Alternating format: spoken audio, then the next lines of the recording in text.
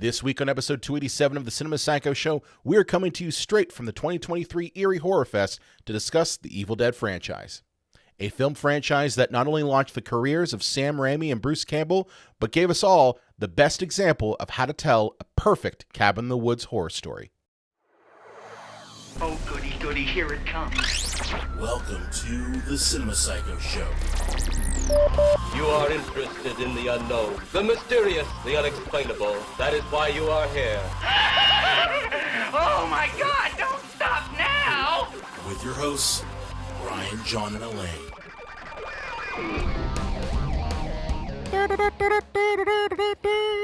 Cinema Psycho Show, we're so crazy, and oh my God, they're actually on camera. Yeah! Welcome to the Cinema Psycho Show, the madhouse for film freaks and film fans of all types. I'm your host, Brian Coddington, my fellow co-host and filmmaker, John Woolscroft, in the flesh. Groovy. Oh, yeah. Well, ladies and gentlemen, if you hear background noise, that is because we are live. We're not live. Well, we're live to tape. Live to tape. Here. Live to tape. Yeah, which means we can't make any mistakes. Well, I mean, you can because like I'll edit it, but like yes, we are. Yeah. We are at the Erie Horror Fest. Yeah. Well, when I say Year live, 2 we're recording for us. this with amongst the people. There are people. Yeah, down here with all the vendors. The doors have just opened up. People are filing in. So this is the 2023 Erie Horror Fest, and we're press. Yeah. We got badges. We're big goddamn deals. We're big goddamn deals. That's right. And so it must be spooky season because when you know it, we're talking about a horror franchise. Or it just could be like it's just a day of the week. Yeah. It could very well be just the day of the week. But yes, we're on episode 287, and this week we are tackling one of my favorite franchises. I think it's one of yours too, and that is, of course, Sam Raimi's Evil Dead franchise. Well, boy, can we even call it Sam Raimi's Evil Dead anymore? I still call it his because he originated it. Yes. Right. But yeah, we're talking Evil Dead, and whenever we do these big franchise ones, you know, sometimes we'll get lucky and it'll be like, oh, you've only got to watch three like movies. Yeah. And unfortunately, the past couple of years, it went from a long time you only had to watch 3 movies to, oh yeah, by the way, you've got 2 remakes. you've got a series as well. It's blown up. There's a reason we've never done Friday the 13th. Yes, and it probably never will. Not only are there so many of them, but like it's like the Fast and the Furious movies. Like, which one did they drag a safe? Was that 4 or 7? Well, you watched them. I don't know which one they it's dragged. Like, when did that kid try to run over Jason with the lawnmower? That was actually part 5, the new beginning. But that's besides the point. You forget what happens in those movies. You do. Evil Dead is actually very easy to remember because this is one of those interesting franchises that kind of goes from complete horror to comedy to more of like, I don't know, fantasy? I mean, it depends, like what lore you're following, right? Yeah. It depends what lore you're following. Now, Evil Dead is really nuts and bolts. It's a kind of, in some cases campy, in some cases horror, but it's really about, you know, possessed demons in a cabin in the woods, and one person who, depending on which version you watch, you know, is either using a chainsaw or he's using a like axe. Right? And we're, of course, talking about everyone's favorite horror hero, killer. He's just a horror hero. And that is Ash Williams. Oh, the man, the myth, the legend. The Saint Bruce Campbell. Yeah. He's not dead, but just like Bruce Campbell. And it's very interesting to me because I'd seen Evil Dead 2, and I'd never actually seen Evil Dead 1. Oh, for real? Yeah, for the longest time. So many years ago, I saw Evil Dead 1, and I'm kind of like, this is like Evil Dead 2, but it's not as fun. Yeah. See, I was weird. I started with Army of Darkness. Okay, so I started with Army of Darkness, and then like I we were on like 8 when that came out, so it makes sense that. Yeah, but I and the thing is, like, I didn't see Army of Darkness until it went ported over to like USA Network. So like I'm watching a very heavily edited version anyway. But like I love the mythos in Army of Darkness so much, and I was like, wait a minute, this is the 3rd in a trilogy? Yeah. And so then I went back and tried to find Evil Dead, and I found it in all places. at a Farmore. You remember Farmore? Oh, barely. Yeah. So Farmore back in the 90s, that was where you found the bargain bin VHS tapes. So like I found a reissued copy of Evil Dead and watched that. And I watched that generally when I was around, I think probably 13. Yeah. Not the right age to watch that movie. Yeah, you know what? The movie's unrelenting. It's very unrelenting. Like it is a movie that you think is just going to be, oh, it's a traditional scary movie, and then you watch it and you're just like, holy shit, this is not. Yeah, it never that. does the movie let up. Once it gets going, it never stops. No, it doesn't. And I think that's part of the allure of it and why it's Yeah. lasted. Its legacy has been what it is for so long. Is it is very much the minute that he turns on the tape deck and plays the incantation, it doesn't stop from till the end. Yeah.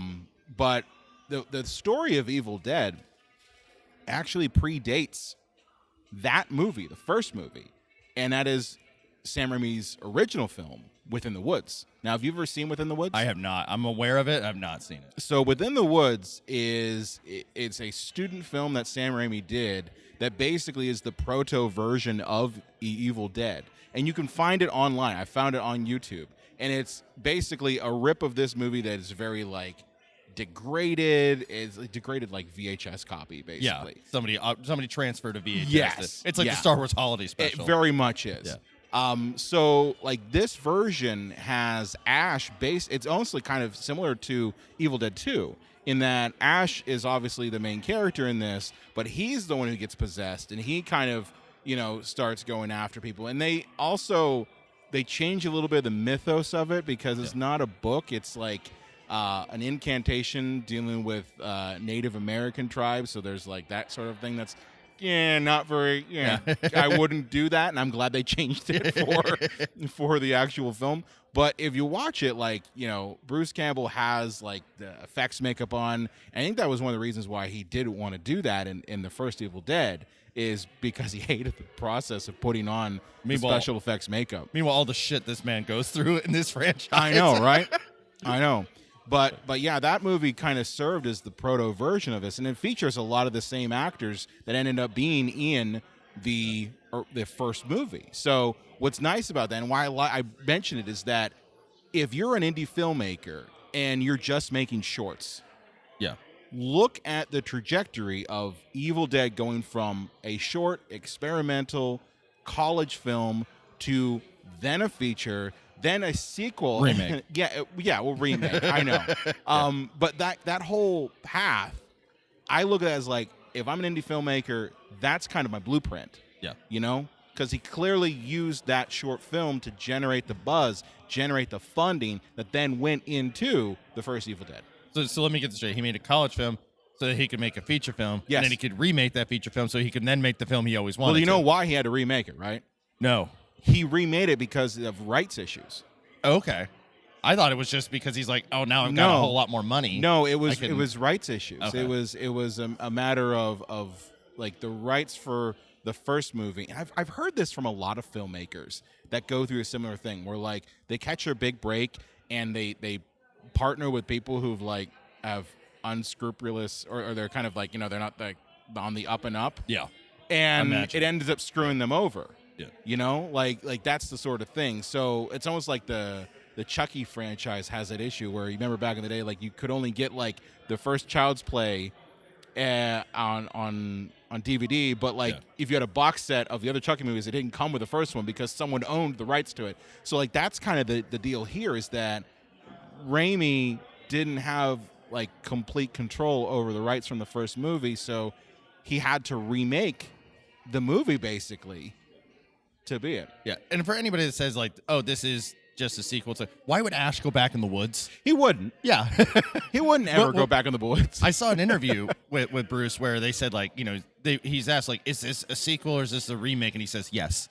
Because like there's it's called Evil Dead 2. Yeah. But for all intents and purposes, it's a remake. It is in essence a remake, and I've seen people say like, if you just take like the ending of Evil Dead 1 and you chop off the beginning bit Yeah. and then couple it with when Ash gets thrown through the woods, and like you get this awesome stop motion animation thing that happens. Like that's the movie right there. That's the complete film. But let's talk a little bit about the first movie before we jump into the second one, because Yes. the first one is as we mentioned, it's unrelenting. Well, and it's very interesting that for such an independent movie, how many camera tricks, special effects, stop motion, makeup effect, they went and tried to do everything they could. And usually that's like when you throw all the ingredients into a pot, it just tastes like salt. Yes. This time it works though. It doesn't just taste like salt. But yeah, it's amazing how ambitious they were for a first time film. And they pretty much did this at a location. Like I don't know if they necessarily lived there while they were filming it, because that's also something that you see a lot of filmmakers do. Is they'll get a There's a location. couple bunks. Yeah. Yeah. Yeah. But like, if you watch the behind the scenes clips of this movie, like I have the Book of the Dead version of this film that has the really like gnarly, skin on it. And it's filled with tons of these behind the scenes clips of them actually doing a lot of these shots. And when you watch it, you see how simple they are. Like, even though in the final film they come off as very complex, but it's extremely simple things they're doing, but it sticks. And I think part of that is because of Raimi's vision of this film. He knew going in, this is what it's going to be. He had the mythos down. So then it becomes a matter of, well, what tools the trade are you going to use to kind of give that out? And he nails it. Well, I don't mean to jump ahead too, but I think of the scene where Ash is looking in the mirror in Evil Dead 2. Yeah. And all that is just like a body double and perfect timing. Oh, yeah. Because the guy who's at the back of the head to us, like he gets to the mirror right as Bruce Campbell does on the other side, and you think it's a mirror, but then Bruce Campbell kind of jumps out and grabs him, and it's just like it's so clever. Yeah. Like I would say that like Sam Raimi is nothing if not clever, and I would say the biggest influence, if nothing else, that these films have is the camera moving like an animal. Oh my God! Kind of. I remember the working Snorri cam. I remember the first film I ever worked on with you was in our Kristen's class when we were in graduate school, and you had a shot where there was the zombie movie. Yeah, there's somebody at the door, and you said let's do the Sam Raimi shot at the doorknob. And it worked, didn't it? Yep, it did. Yeah. It did. But that is all designed to build tension. Yeah. It's designed to make the audience part of the movie and get them involved. Like that's the thing is getting those snap zooms, getting the Dutch angles, getting the Snorri cam, which when we're talking about Snorri cam, it literally is taking the camera, he bolted it to a piece of wood and had two people just moving the camera, in the scene. And that it transports your audience from being someone who's just passive to being actively in the movie. It was I would give him the credit saying like he kind of brought this to like rock and roll into like horror movies. And that has a lot to some do. degree, I think. Yeah. I think you could see a lot of those techniques did carry over into a lot of the. Well, and this movie came out in I think it was 81. Around there, yeah. The first one came out in 81. But, So cameras started to get smaller and lighter and less noisy. Yes. So there's more things that you can more easily do and try. right. Right. And they tried everything here. I'd actually be interested to see what's funny? on the It's funny you report. mentioned that because last night when we were at the Erie Horror Fest, we watched Night of the Living Dead, and like Night of the Living Dead, I love that movie, but the camera doesn't do a whole lot of movement. Right. and when we know why. And it's because they were massive, and like you Yeah. required massive things to like isolate sound. Yeah, So a lot of people don't know yeah. this, but the original, like not original cameras because it's the '60s, but the camera they were using for Night of the Living Dead, were recording audio on it. But the funny thing is, when you record audio, you hear, so you have to put in something like it's like an 80-pound box over top of that, so you don't hear called a the blimp. grinding. Yeah.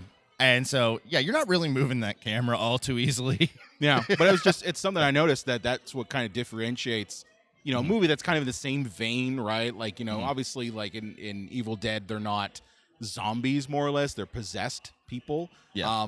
But just how kinetic the camera is compared to say Night of the Living Dead, which kind of exists in a similar vein. Now, obviously, when we're talking about Evil Dead, it's worth bringing up some of the controversy.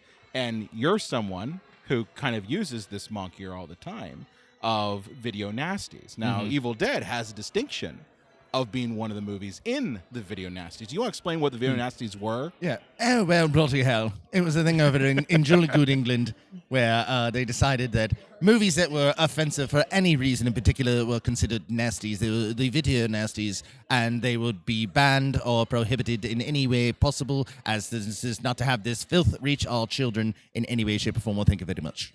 Yeah, and it didn't work. Yeah.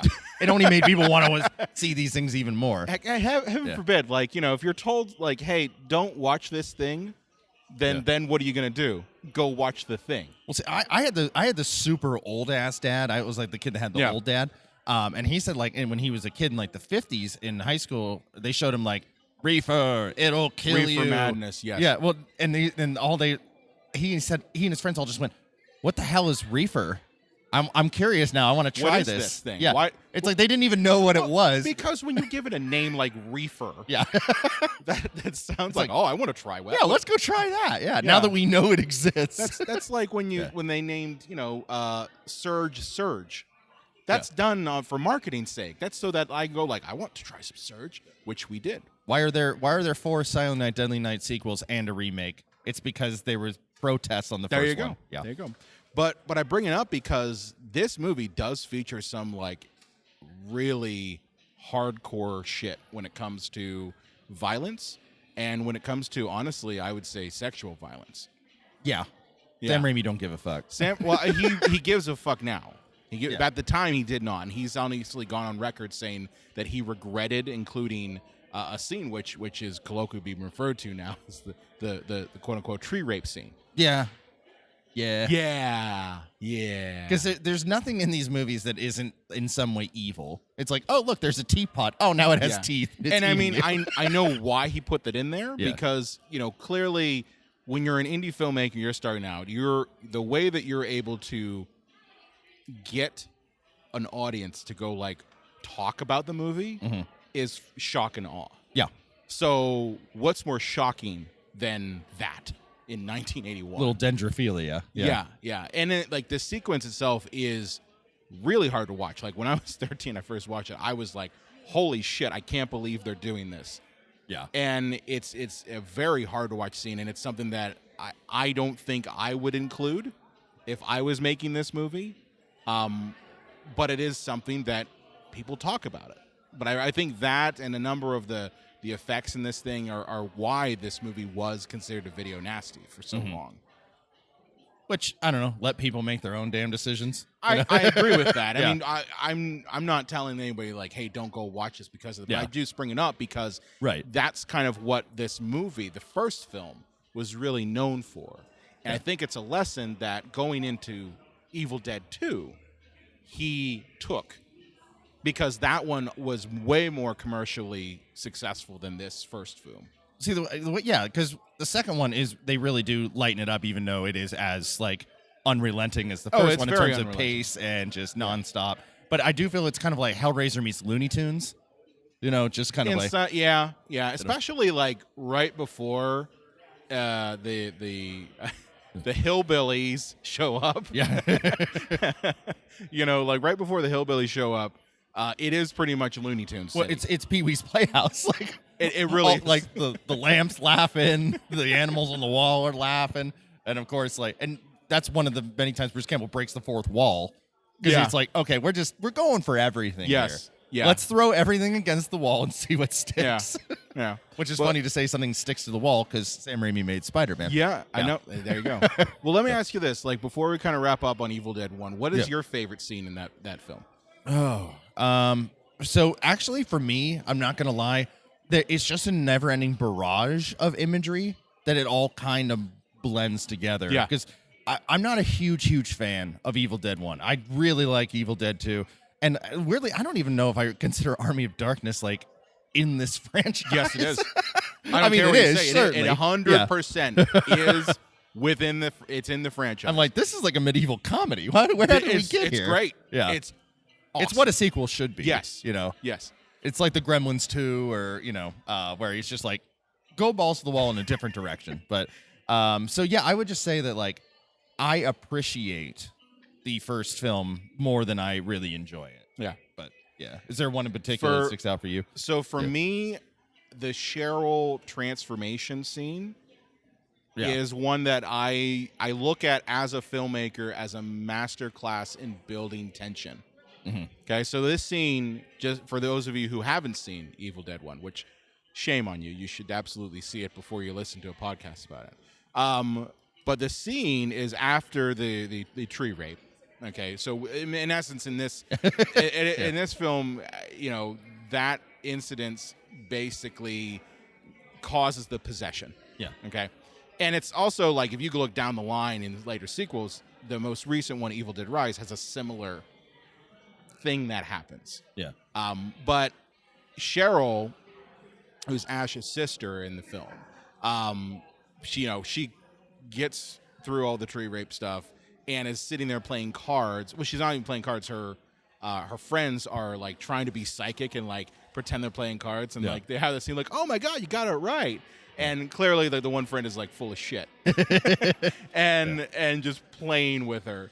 But Cheryl, who's just looking out the window, just starts naming the cards actually correct as she's saying, like, Jack of clubs, ace of diamonds, like all of this, and you hear that voice turn and change from being human to something that is demonic, and it just also changes the world of the movie for the main characters, because now it's trained it from just like it was a horror that was going on with Cheryl to now it's affecting everybody. And like she floats above everybody and like starts screaming. She's like, we're gonna pick you off one by one, and it's my favorite scene. Also has like a really like holy shit moment of gore in that she stabs one of her friends with a pencil in the Achilles tendon, and it's so gooey. That'll put him down. It's so gooey. Right. Would you say that this movie is more appreciated by people who make film or are interested in how movies are made more than just the casual fan? I think Evil Dead 1, yes. Yeah. I think if you're someone like us, Yeah. then you're fascinated by how someone can create a movie with no budget for the most part. I mean, he had a budget, but it wasn't anything major league, on an independent level. Yeah. And see it done in almost like real time. So like that's what I think it is. But once you get to Evil Dead 2, then you're seeing something that's a bit more refined, and you start to see that humor gets injected in it. Do you want to talk a bit about the humor in Evil Dead 2? Oh yeah, I mean it's night and day from the first one. Yeah. I think that you may have been able to kind of laugh at the first one just because, as we mentioned, again, to use this term, it was unrelenting, and it was just so much thrown at you that you can almost just kind of laugh because it is so intense and so much. This one is legitimately funny. This is God, it's so as we good. said, the Looney Tunes nature of this starts to really come in, and you got to hand it to Bruce Campbell. He basically carries the first half of the film completely by himself. Like because his girlfriend dies and Linda. and he has to kill her. Yeah. But yeah, after that, it's mostly just him doing all of the work. And poor Bruce Campbell. You got to know that he is such good friends with Sam Raimi when he's like, okay, now we're gonna have you get covered in dirt, and then we're gonna stand up and you're gonna get hit by 9 gallons of red paint. Well, I love the fact that like the blood, they specifically had to change the colors because they knew the MPAA would be like, yeah, no bueno having reddish blood. It's probably why George Romero, the red so over the top in Dawn of the Dead. Yeah. It's like, well, we don't want to get in trouble. If it looks too much like real blood, they're going to give us a bunch of shit. But yeah, it's fucking hilarious. It's interesting to. It would be like if Home Alone 2, it's like, let's make it, which they did, just like the first one, but no jokes. And like, actually, let's see what happens, the repercussions of the violence in the movie. Yeah. And you'd be like, well, that sounds like a horrible idea. I bet on paper it seemed like a bad idea to go, let's remake this Evil Dead movie that people like again, but make it really funny and over the top goofy. And it's a perfect balance of humor too, if you ask me. Like, it's not something where like, and I think part of it probably like was influenced from movies like House, which I think came out roughly around the same time. Yeah. Don't quote me on that one. I think you're right. But like these kind of horror comedies that were starting to become more prevalent. And I'll be the first to tell you this. Trying to mix horror and comedy in one movie has got to be one of the hardest things to do. Yeah, I really think so. I think the blend is so perfectly because like a lot of times when you hear the term horror comedy, it really is a comedy around a horror Yes. idea. You Yeah. know, it's not really like let's make a horror movie and throw some jokes in there. Well, it's like we were talking earlier about My Boyfriend's Back, yeah. which that's a comedy with horror elements. Well, I always want Cabin in the Woods. Like that was always a comedy. Yes. Surrounded by horror themes. Yes. Yeah. Ghostbusters is a comedy. Yes. With No horror one would themes. say like I'm legitimately scared of Ghostbusters unless you're 5. Like that's about it. I know. I'm a little terrified that like a Confederate ghost would want to blow Dan Aykroyd. Yeah. But for this movie to mesh that so well, because this really is a horror movie that's funny. It's the opposite. It's completely funny. Yeah. And it's got such great comedic timing in it. Yeah. Like my favorite scene is where Bruce Campbell like hits the demon and causes the eye to pop out and flies into what's her face's mouth. Yeah.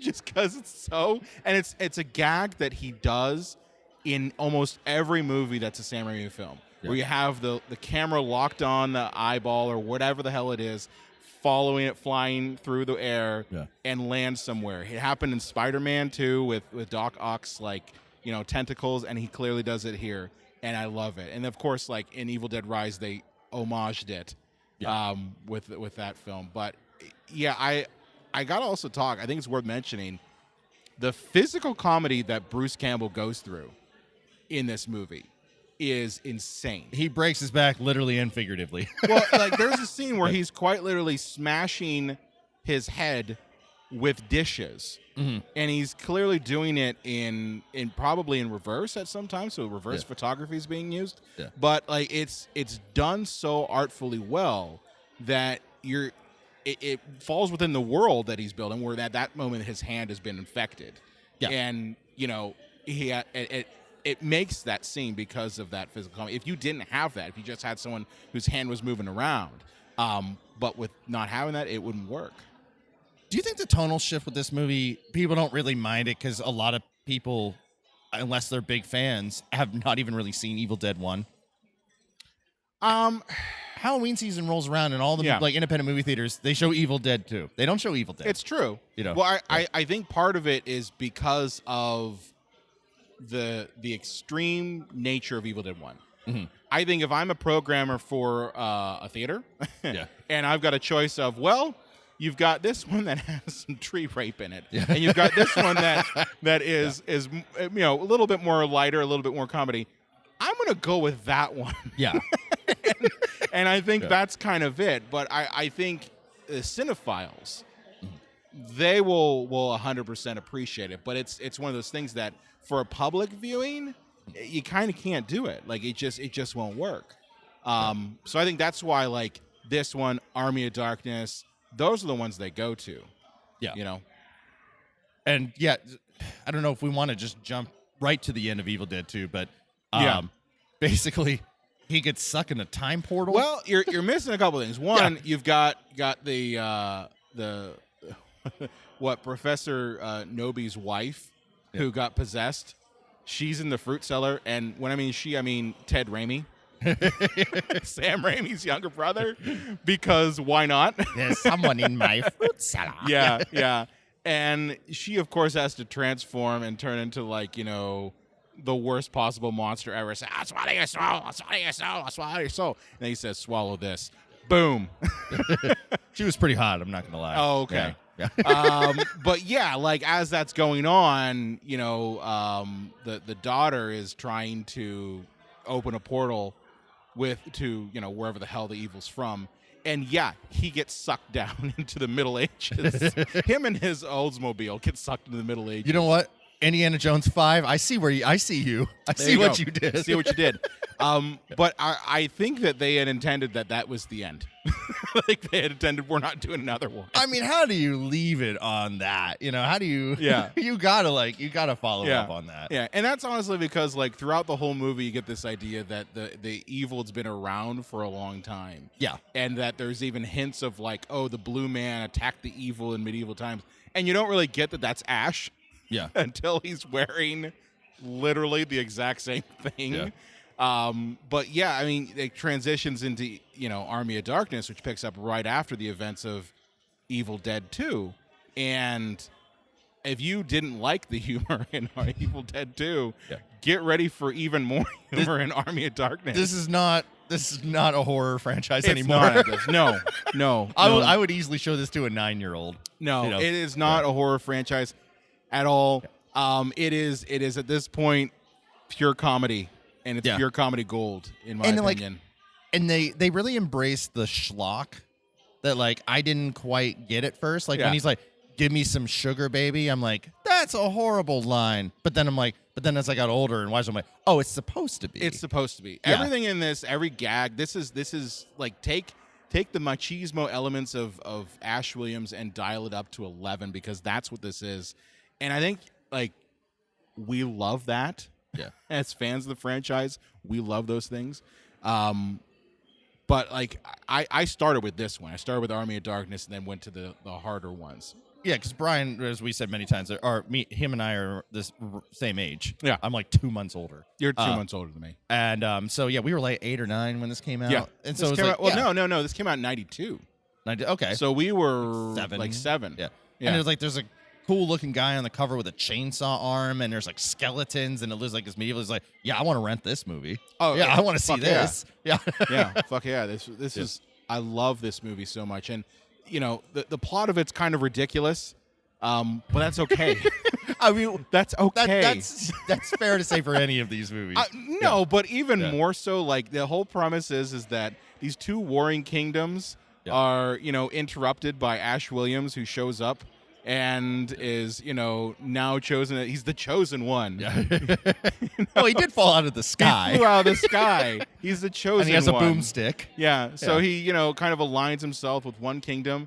And, sure enough, that becomes, he has to find the book of the dead to get back home. Yeah. But it's not easy enough to just be one book. He has to go on this journey in which he encounters, having to pick up trying to find between 3 books. And that, of course, releases the Army of the Dead, the Army of Darkness, if you will. Yeah. And hilarity ensues. This movie has so many goofy scenes in it. The sequence where he's at the not the clock tower, but the windmill. Mm-hmm. And you've got, in one movie, one sequence, you've got double Ash, and then turns into tiny Ashes. Yes. Gulliver's Traveler style. Yeah. And it's glorious. I love that whole sequence. Look, I'm going to just say this allegedly because I don't know, but with these movies, it seems like cocaine's a hell of a drug. Because it just it seems like they just get so messed up. I don't think it is. They just come up with all these ideas. I don't know, but this and this. I don't think that's it at all. Yeah. I think it was more or less like Sam Raimi saying, listen, I want to make this as Looney Tunes as possible. Yeah. And sure enough, that's what he did. And I'm for it. I'm 100% for it. I love Army of Darkness so much, even though it has some ridiculous things that the filmmaker in me is going why did you do that? And I'm going to tell you one, and this is one that I don't understand why he did this. So in one scene, you have the Army of Darkness kind of congregating before they're about to attack the castle. Yeah. And the camera kind of pans over everybody, and you're seeing a mixed bag of practical skeletons and zombies mixed in with clearly background actors with masks on where you can see the eye hole mesh. Yeah. And I don't understand why he did that. You got to make sure they're far enough out of focus. Yes. Those are supposed to be the characters that are far out of focus, not the you go with the practical ones. Yeah. And I'm pretty sure I must have saw this on a documentary about this where, K&B Effects, who did the effects for Army of Darkness, they were telling Raimi, don't do that. Yeah. Why are you doing that? It doesn't look good. So I don't understand why he put that there, other than just to maybe be it's this ridiculous. He probably couldn't keep up with himself with how many things that happen in this movie, I don't think we can use the term unrelenting like we had in the past, but that doesn't mean it ever stops. It's balls to the walls goofy. Yeah, it's balls to the wall. Balls to the wall goofy. I mean, you've got, a scene where Bruce Campbell's chin quite literally stretches out. Yeah. It's this reminds me of like Home Alone 2, Lost in New York, or Homeward Bound 2, Lost in San Francisco. It's like okay, let's do the cabin movie again, but like let's get a bigger budget and we'll put it somewhere not only far out but in the past. Yeah, yeah. But it's a great ride, and honestly, for the longest time, that was it. Like, that was it. The first 3 movies, that's it. You're not going to get any more. And sure enough, there have been comic books and things like that had expanded upon it.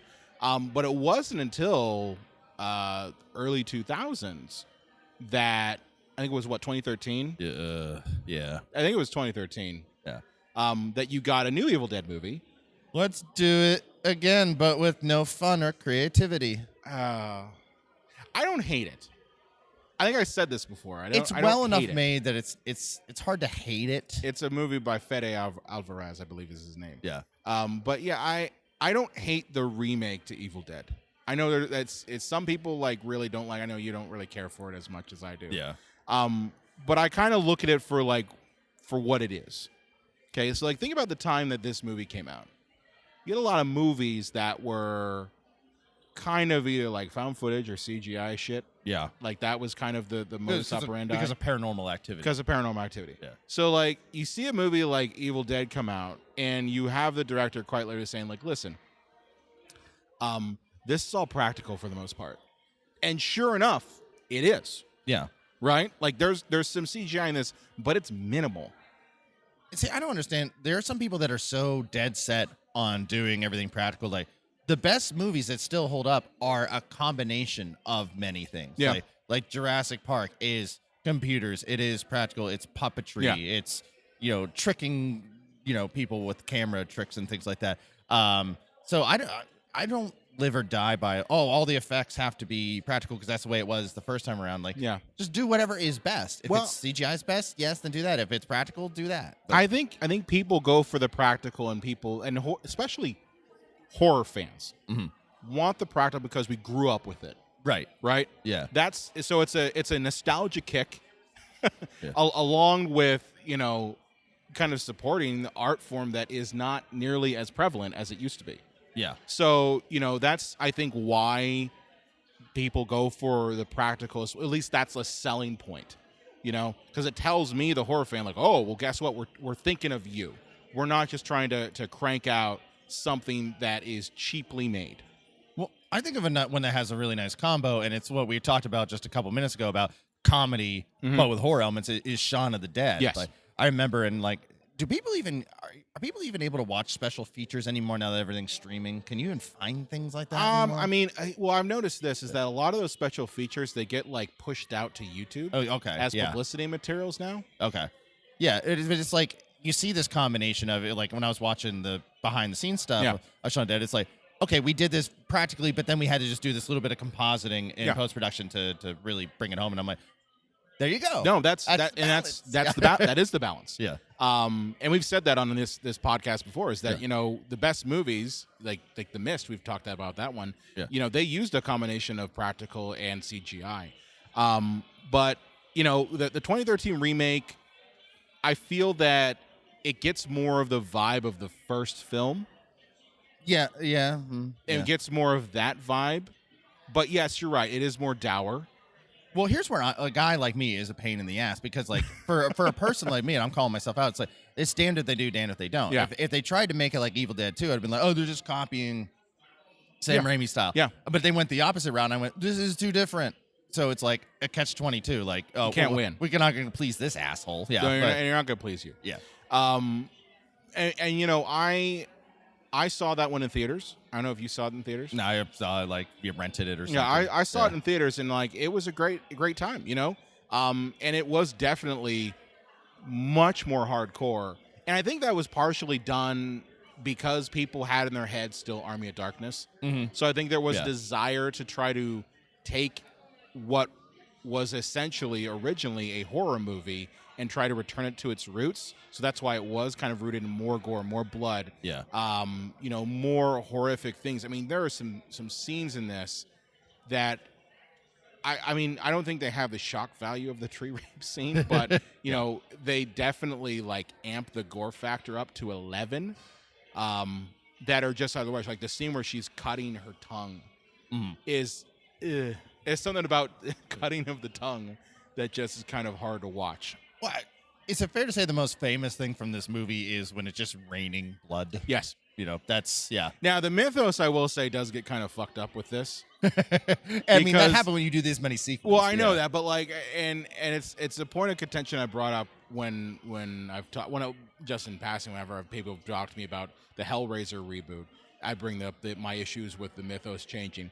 But for me, the fact that our main character goes from being possessed to not possessed, but back and forth, like that sort of doesn't jive with me. Although I guess you could say, like, well, Bruce Campbell had the same thing happen to him in Evil Dead 2. Yeah. But I don't know. I always thought that was kind of strange. Yeah, it's just so forgettable to me. Like, I can't even, other than what we have just mentioned. Yeah. It's like the main character is this person struggling with addiction. Yeah. And I'm like, yay, Evil Dead, person struggling with their demons. This Well, is it's fun. supposed to be internal demons and Yeah. also, like, the external ones. And that's, Yeah. Say what you want. That's filmmaking. I wouldn't want them to make Gremlins 3 and I'm like, we're going super serious. Again, John, I think it's because of the fact that people still had in their heads Army of Darkness. Yeah. And you're being told, like, listen, let's give some love to the first movie. So how do you do that? Well, you make it more horror and kind of strip out the comedy. But I think that's probably the problem with this, is that there is very little, if any, moments of levity in this movie. Yeah. Which takes us to Evil Dead Rise. Well, you're skipping over one. Oh, I'm sorry. I'm You're forgetting skipping about over the the show. TV show. Yeah, I was, as we talked about. Complete transparency. I have not seen the show. Not for any I reason. have watched all the seasons. So Brian's going to take over here. So Yeah. if you came out of, the 2013 remake saying, like, well, what this movie lacks is some Bruce Campbell. Yeah. Which, okay, John, that's you. Yeah. Which, again, the fact you haven't seen the series is baffling to me, because it's basically Bruce Campbell. I didn't have the show. stars. You didn't have stars. Well, Yeah. I think you can now get it. But anyway, sweet, I will. Yeah. But anyway, so if you missed Bruce Campbell and you missed that, well, guess what? We got 3 or 4 seasons worth of Bruce Campbell battling Deadites with all of the comedy. Yeah. But also a good bit of world building, So, like, I did have stars at the time. I did watch this series, and what I got out of it was a continuation of Evil Dead 2. Now, the series ignores Army of Darkness completely, which I don't know how you do that at all. Like, I really don't. Yeah. It's never really mentioned. That's odd. Yeah. Yeah, but there is also time travel in it as well. Like, there is elements of time travel, especially in later seasons. Yeah. And you get Lucy Lawless gets thrown in as, like, the queen of hell, that sort of thing. And, there's a lot of great elements in it. And it's a solid show. Like, I really, like, there's not a season where I'm just, like, bored with it. And it goes into a little bit of Ash's backstory. Like, you get a series where, a season where, he goes to his hometown and he's still referred to as Ashy Slashy because he's thought of as the guy who killed all of his friends.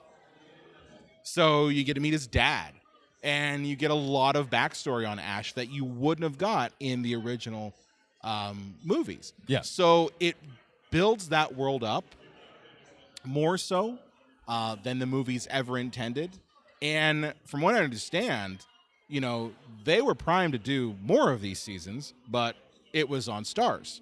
And Starz didn't know what the fuck to do with the series. So it ended up being canceled, as most things do at Starz. Yeah.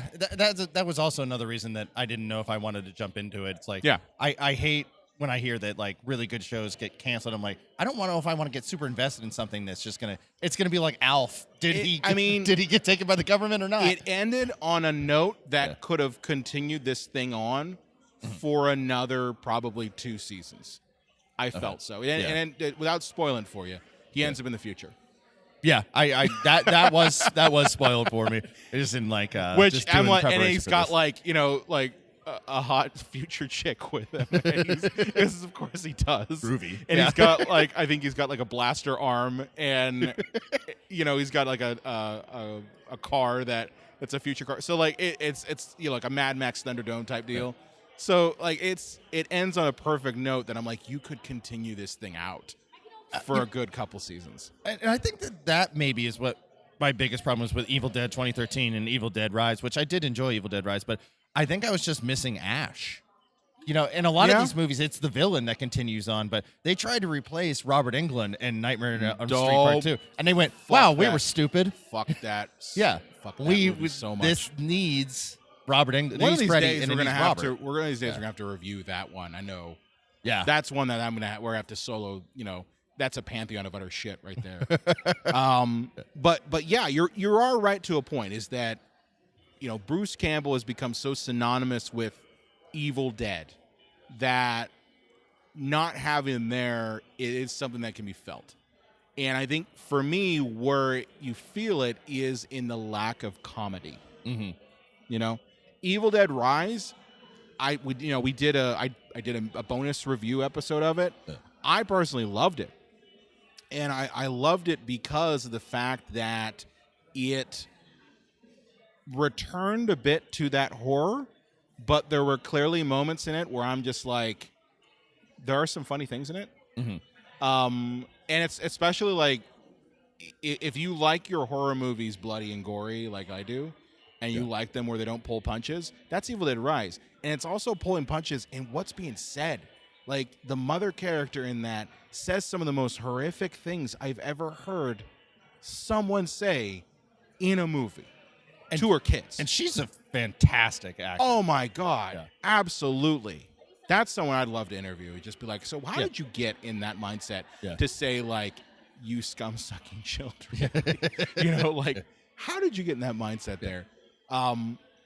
But yeah, like, first of all, what was your thoughts of Evil Dead Rise? You said you liked it. Yeah, I mean, I did like it. I thought it was very well put together. But I can't remember who originally said it. I'm stealing it from somebody who said that like it felt like a sizzle reel for the director. That was you. But I think somebody else stole said it it from online. yourself. Yeah, maybe You stole it from yourself.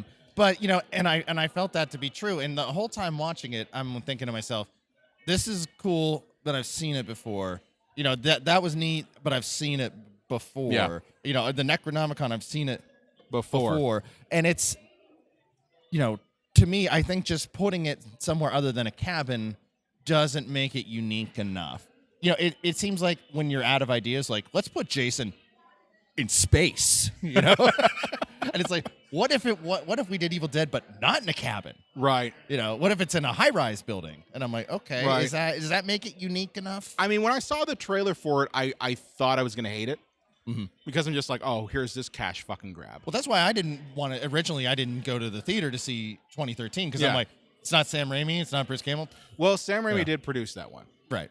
So there is something there. AKA, they said, will you let us make another one and we'll give you lots of money? And he went, okay, I like money. I don't think listen, I don't think Sam Raimi's that type of guy who's just like, I'm going to do it. So he's not like executive producer and Tim Burton on Batman Forever? Yeah. Yeah. Well, let's be honest here. That was to get him out of him out, of the way. But like with Evil Dead Rise, like they had involvement in it. Bruce Campbell and Sam Raimi both had involvement in it. So there is something to be said for that. I know for me, the change in venue from it being something like a cabin in the woods to a high rise is new for this particular universe. I felt they did a good job with world building. You get the idea, especially in like listening back to the records, that there's more than one Book of the Dead. Yeah. Right? That there's 3. And that, in essence, the Cabin in the Woods stuff from Evil Dead 1 or 2 or both or whatever is really part of the same universe. So, in essence, Ash is there, kind of. Yeah. I would, if they do any more, which I'm sure they will, because They will. I think Evil Dead Rise made a nice penny. It did. Is that I want to see them do what I would want them to see for Gremlins 3. Make it nationwide.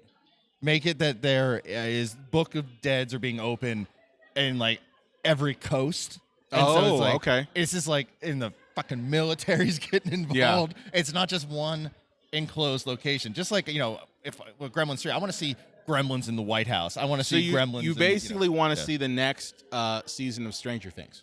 Yeah, pretty much. That's what you want. That's what you want. Yeah. Is the next season of Stranger Things. Yeah. Which I think that'd be cool. I guess my fear is that I don't think this is ever going to happen. I think Bruce Campbell's kind of shut the door on his involvement as in front of the camera, which is a damn shame. Yeah. But I think if they brought him back, I'd be afraid that he'd be a Sarah Connor. Like you remember how much we talked up? Not we never talked it up. But how it was talked up, how, oh my God, Sarah Connor is going to be back in Terminator, and holy shit. And then what happened? Yeah. It fell flat on its fucking face. Well, it's the same. It's the Jamie Lee Curtis coming back for Halloween, and now what's her name for The Exorcist? Yes, yeah. Sorry, I can't remember your name, and I called you what's her name. You're a very accomplished actress. No, she actually is. Yes. But I can't think of it either. Yeah. But like that would be my fear, is that if they do a sequel and they decide, hey, we're going to bring back Ash, and he's going to be fighting Deadites again on a global scale, what does it look like? Now, what would be cool? This would be cool. Is if you got Ash, the main character from the 2013, and the survivor from this current one, and they kind of had like an Avengers style movie. Oh, yeah, what if like the 2013 in the Evil Dead one Rise one, they team up and they're like, I don't understand why we're not winning, and then you hear, because you're doing it all wrong, and Ash walks in. Yeah, like I could see that being one hell of a fucking movie. Yeah. And I could see that one being like, combine those elements of both, and that's maybe where you do add a little bit of that comedy back into it, but you also like double up on the gore, Hell, everybody loves the multiverse. Maybe they can like time travel to the 1800s, and like Ash could be fighting, and all three of them could be fighting. Well, if he time travels to the 1800s, he can encounter Briscoe County Jr. Yeah. or the future. Maybe we can get that season we never got of the show in the movie. Yeah. Hey, pay attention. We're giving you gold. We're giving you gold here. Absolute gold here. Yeah.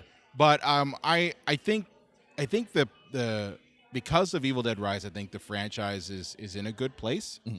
I think if it had failed and fallen flat on its face, I think we wouldn't hear about it ever again. But I think that it's in a good place, and they seem to have a vision that they want to go with. And I'm glad that this isn't the end of the franchise. I really am. Wait, did you say it is or isn't? Isn't. I'm glad it isn't the end of the franchise. Yeah. Well, what about you? Are you ready to tap out Evil Dead? I think like I'd rather just let things end well and just remember the good times. I'm yawning. Sorry, folks. You're getting me to see me yawn as well as hearing me, because I'm not going to cut that out. Leave it in. Yeah. I am going to leave it in. But, I mean, if Evil Dead Rise didn't perform the way that it did, I could be in the same boat as you and be like, all right, let's let this thing fucking die.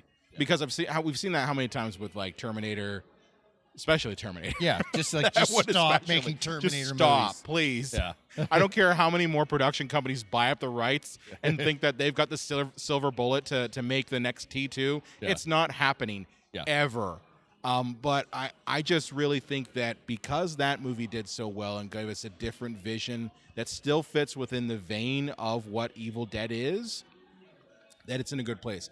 I'm telling you right now, Sam Raimi, Bruce Campbell, if you watch this podcast, if you listen to this podcast, take our idea of the MCU styled, like you bring all three heroes together in one. I'm just telling you, it would do gangbusters. Okay? Evil Dead in the multiverse of madness. Yes. Oh my God. God. But yeah. Final thoughts on Evil Dead for you, John? I think it's, while I love Evil Dead 2 and Army of Darkness specifically, I think this is more of a franchise that I appreciate than love, per se. Just the things that Sam Raimi did for film without even realizing it. It's just like, well, let's try all this shit out and, let's throw all these things against the wall and see what sticks. I would love to actually see the cutting room floor, because I bet there was a lot of experiments they did. They went, that didn't fucking work. Well, those deleted scenes in Evil Dead 1 that you can watch on that Book of the Dead version. That kind of shows you right there how much got cut on the cutting room floor. But yeah, so I think I appreciate it more of like what they did for these films and what these films have meant for not just horror but filmmaking in general. I that's a good thing to land on. I also go with it as if you are an independent filmmaker and you want to see a template of how you can, in essence, go from making a short to making a feature and then growing that. Look at the trajectory of Evil Dead from that short film to what it is now. It all comes down to the world that you build and the characters and finding the right people to embody those characters. I think if you found anyone else that wasn't Bruce Campbell, it just won't work, But I love the Evil Dead franchise. I love what it's become, and I look forward to seeing more. That's just me, though. All right. Yeah. So, John, where can they find you at on the internets? You're watching me right now. Well, you might be watching this. Yeah. If you stayed this long, thank you. Facebook, Twitter, Instagram, and Brian, feel free and get ready to laugh at me.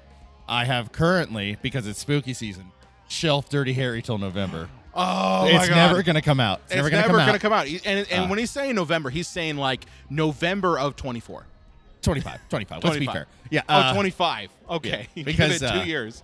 Because I have so many questions, Sixth Sense, so many questions, Ghostbusters, and a couple of interviews lined up. And since I don't have any of them in the bank yet, I've stopped announcing them until I've actually recorded them. Because I've been bruised. You've been bruised before, so I'm not going to do that until I actually. But I have a couple of interviews lined up. So, so spooky season ahoy! Spooky season ahoy! You can find me at Brian Connaughton on the Twitter, formerly X, whatever the fuck it is now. You can also find me at Psycho Show on Facebook, Twitter, formerly X, and Instagram. Be sure to also check out our TikToks for our Gen Z and millennial folk. Our TikTok is Cinema Psycho Show, all one word. We've got clips up there, which are great. You also can hang out with us at our Discord channel. Discord channel is the link. Hang with us. Yeah, come hang with us. Link for it's in the description of this episode. If you don't want to go to that, you can also reach out to us on our website, cinemapsychoshow.com. And please follow us. Follow the show. If you like the show and you want to get the episodes immediately when they come out, follow the show on your every major podcast platform, or you can go and find your major podcast platform by going to cinemapsychoshow.com/follow. Click the little button there, gets our show right on your phone, and you can take us wherever you go. And we will see you next time. I have an idea for a sequel. How about Kind-Hearted Dead? They're just super nice. Super nice. Yeah.